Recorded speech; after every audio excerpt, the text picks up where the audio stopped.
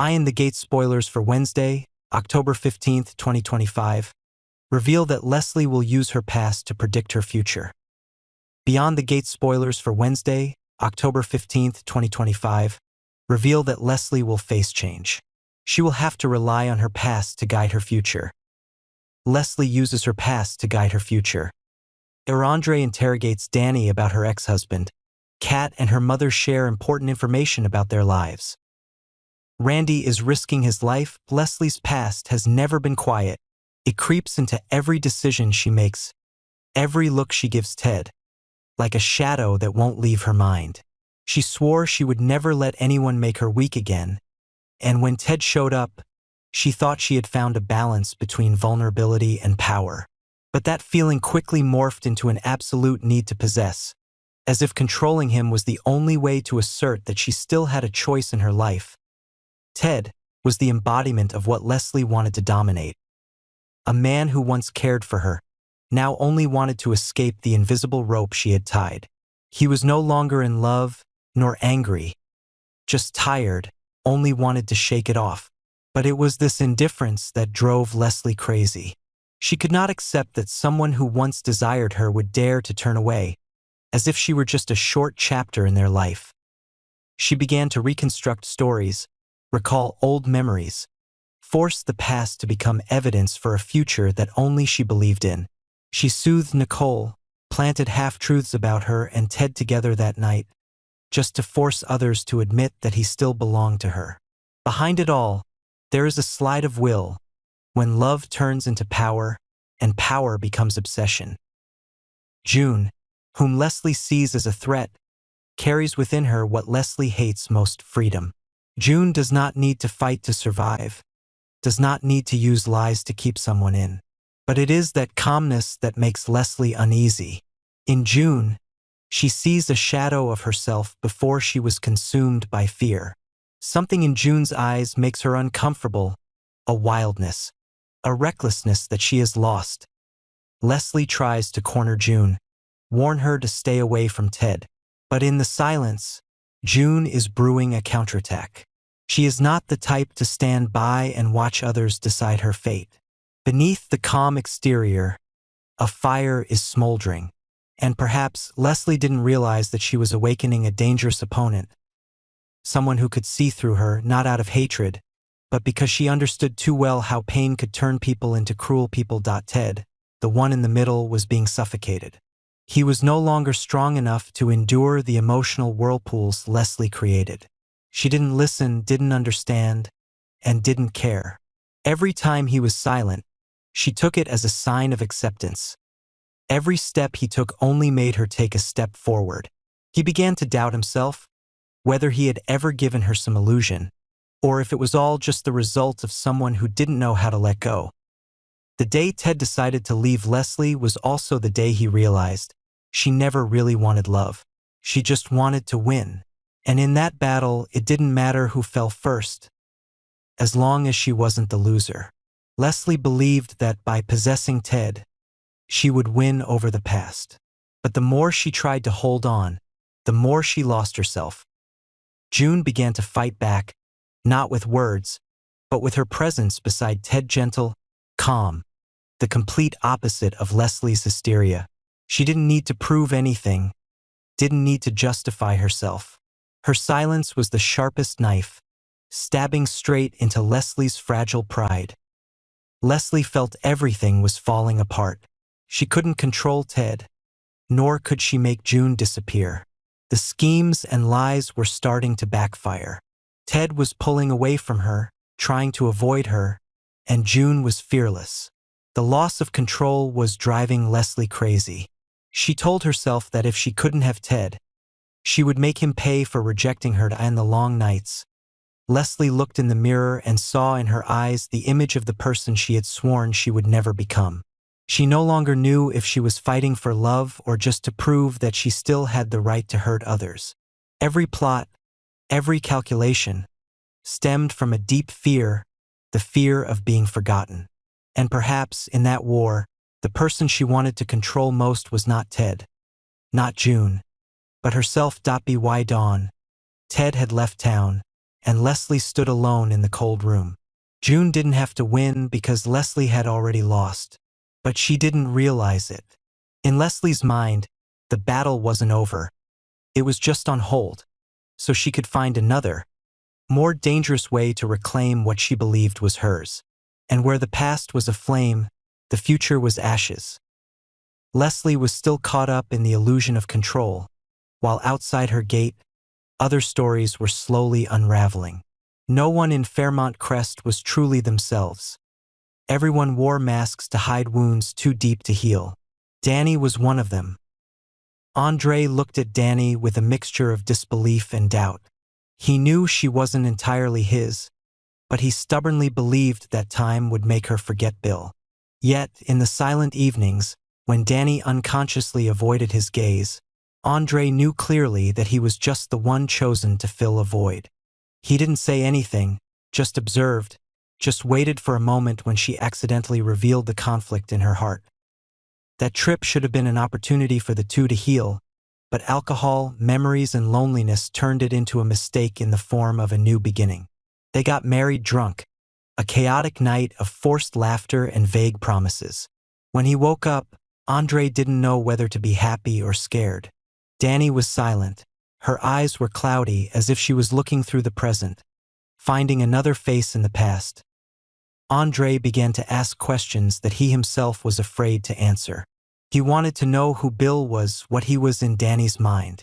He wanted to understand, but the deeper he dug, the more he realized he was only stirring up memories that she tried to bury.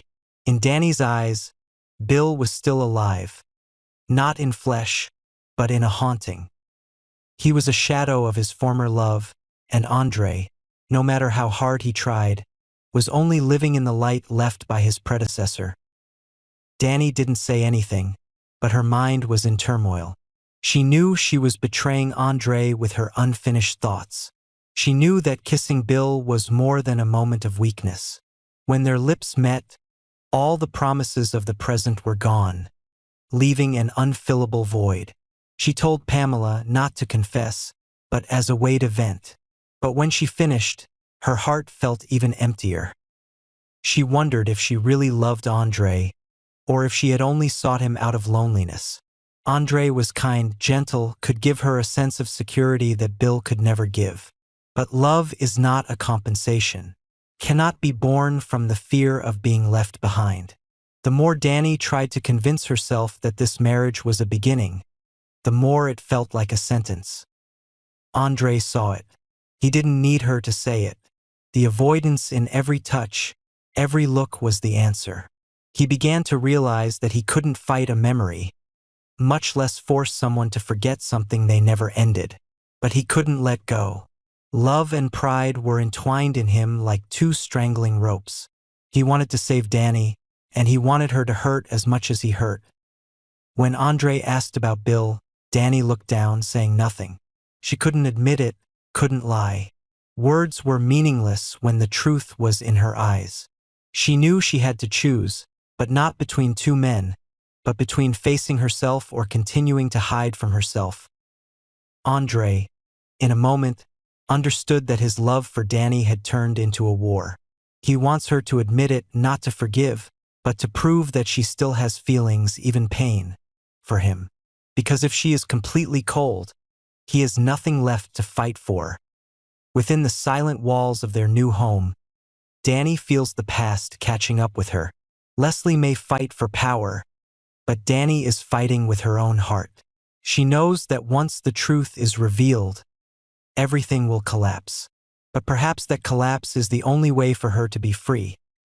Andre still believes he can save this love, but he doesn't realize that he is slowly becoming obsessed, just like Leslie on the other side of the street.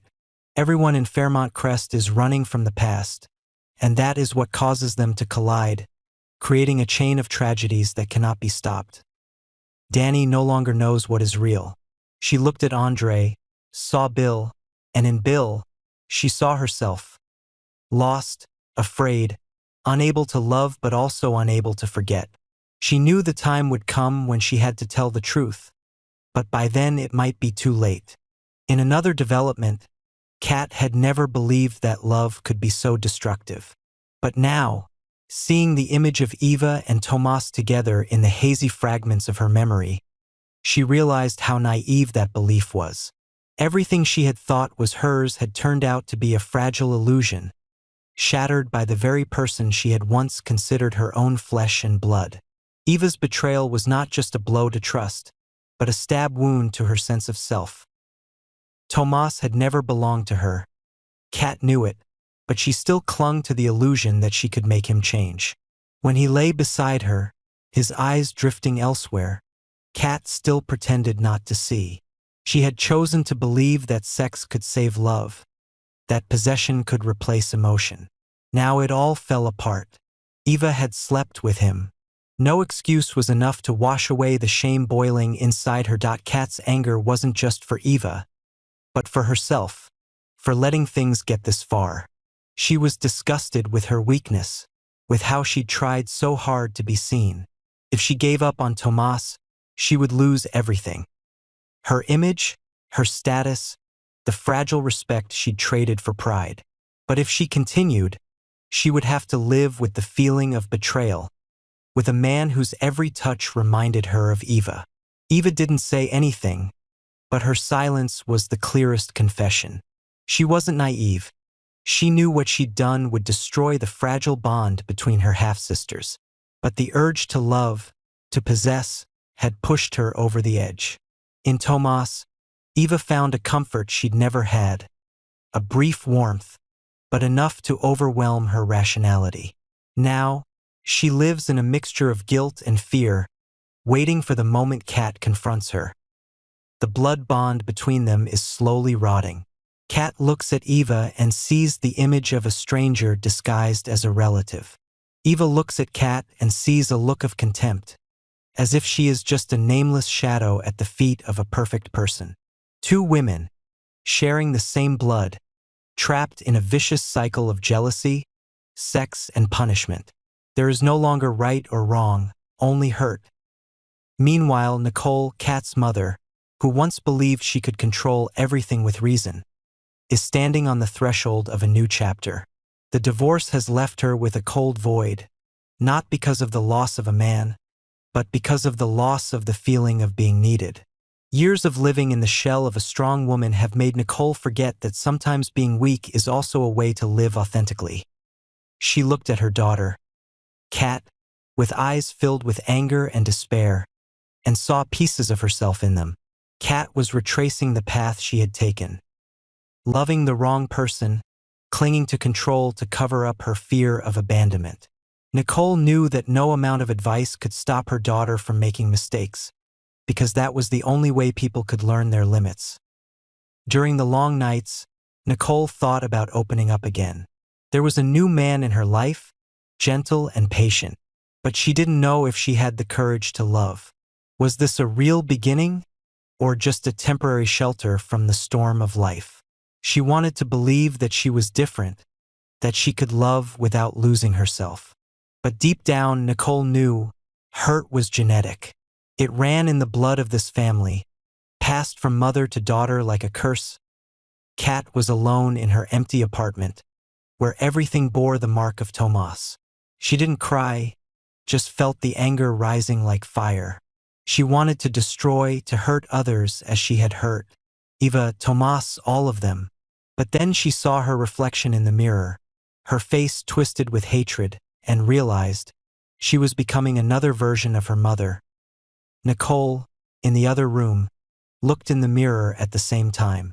Two women, two generations saw the same emptiness in their eyes. And somewhere, Eva was awake too, torn between desire and guilt, knowing that she had just destroyed the only thing that held them together. Fairmont Crest still shone brightly on the outside, but inside, each relationship was rotting. Betrayal was no longer an event, it was a daily rhythm. And between those broken pieces, each person chose to survive. Some kept the pain, some buried it under a mask of perfection.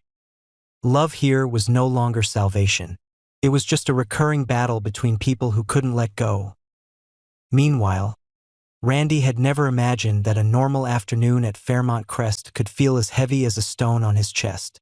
His job was always about backroom work, small relationships in the shadows, but never had the task felt so personal. A piece of paper, a silent phone call, a name. So little to shake a man, but enough to push him into a corner he really didn't want to go down. The man in his sights wasn't some kind of masculine crime boss in a novel, but someone who had seen through a lot. A witness, someone who knew too much about the dealings behind the gates, someone who could tear apart the curtain Joey tried to hide. This person wasn't exactly an old enemy, not exactly an enemy. This man was a threat to the soft power structure Joey was weaving, and sometimes the test of loyalty didn't need a clear target, just a name on the table, enough to test who would bow, who would be stubborn. Randy remembered the moment he received the order. There was no shouting, no threats, just a gentle gesture from Joey as if hungry for an answer. Could he still be trusted? Since Joey's return, everything had changed. The doubt had been planted like a seed, and now it had grown into a test. Randy understood that. He understood that sometimes, to survive, one had to prove one's character with decisive action. But proving by blood was a limit his conscience could not easily overcome. Conscience. That word was as heavy as a stone. Randy looked at himself in the mirror and saw the reflection of a man who had traded many things. A troubled youth, debts, broken promises. He knew how to make it look like an accident, how to cover his tracks, the paths to eternal silence. But he also knew what it was like to live with the ghost of his own actions, the smell of iron in the air. Every time he imagined the face of the target, he felt something inside him break. There were other echoes. Joey's whispers, the cold smile of a man who had once given Randy a chance. Loyalty was measured by action. If Randy refused, he could lose more than his life, his reputation, his supporters, even the safety of his family. If he followed through, he would live with the guilt as a testimony forever. That was the trap of those who lived in the shadows. Every choice was a loss. Randy began tracking the target, but not in the way the command expected. He secretly searched for ways to turn the mission into another trap. Not murder, but to make the target disappear from danger through another exposure. To find a way to make the information worthless, to shake the credibility of the witness. It was a risky plan, a more delicate gamble, but one suited to someone who didn't want to push the final line in the process. He realized something painful. He was looking for an excuse to free himself from what he called his job. With every step he took, he wanted to prove to himself that he still had options. It was a fragile illusion, but it brought a rare warmth. If he botched the plan wisely, he could force Joey to take his anger out on someone else, or at least postpone the punishment process. If he failed, the consequences would be not just physical punishment, but the complete disfigurement of the man who had wanted more than one life. The tension intensified as rumors spread that Joey wasn't the only one who wanted to check. There were other forces in the shadows watching, ready to exploit any vulnerability. Randy felt the chill of being watched. Every decision now carried a double whammy.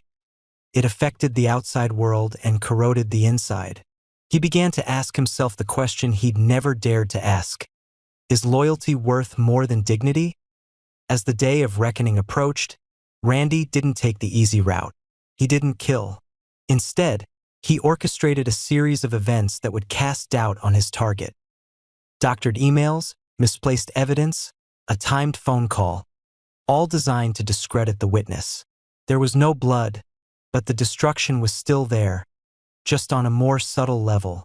Work, honor, authenticity. Randy knew he was still committing a crime, but he told himself it was the least damaging.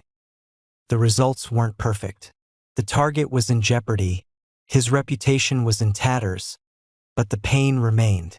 Joey wasn't entirely satisfied. He understood that Randy's loyalty now contained a wavering quality he could see clearly. Randy paid the price in his own way. He was excluded from certain areas, lost absolute trust, forced into an ambiguous position among those who lived on the edge. But he was alive, and that seemed all he could ask for. In the end, Randy knew he had left the biggest question unanswered. Could he live with the knowledge that he had helped destroy someone's life, even without actually holding the knife? His conscience was still awake, still screaming deep in his chest. And in the long nights, as Fairmont Crest slept, he told himself that today he had chosen the path of least destruction. But living with that choice could be far more destructive. He was not forgiven, not whole, but at least he retained enough of his humanity to keep him asking. Could he turn his back on this world completely, or continue to endure, waiting for another day, when things could move to another side with less blood, less debt? How would these relationships develop in the context of a society filled with intrigue and power struggles? Who would win these family battles? What other tricks could Leslie use to achieve her goals? Will she continue to control her family relationships or face hidden conspiracies? As the characters face difficult choices, will their decisions lead to permanent changes in their relationships and lives?